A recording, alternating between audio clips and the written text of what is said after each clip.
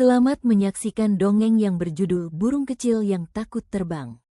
Di puncak sebuah pohon yang tinggi menjulang, hiduplah seekor burung kecil berwarna biru langit yang baru tumbuh besar, namun belum pernah membuka sayapnya untuk terbang. Setiap hari angin lembut berhembus seolah-olah membisikkan ajakan untuk mencoba.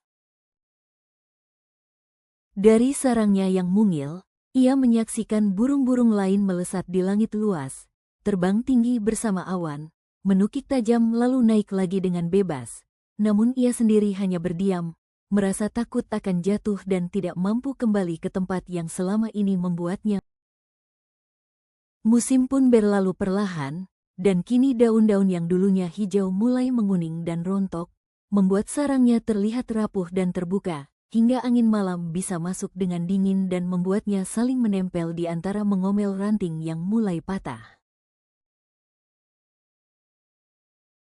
Suatu pagi, langit tampak cerah namun angin datang dengan lebih kuat, menggoyangkan pohon dan membuat sarangnya terombang-ambing, hingga satu demi satu mengomel penopang mulai patah, dan ia tahu bahwa ia tak bisa bertahan lebih lama di sana.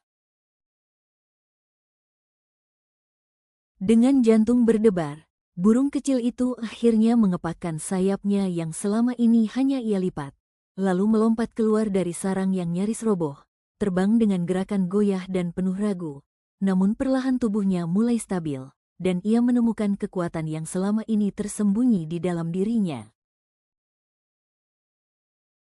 Kini, dari atas langit biru yang luas dan bebas, ia menyadari bahwa rasa takut tidak bisa dihindari.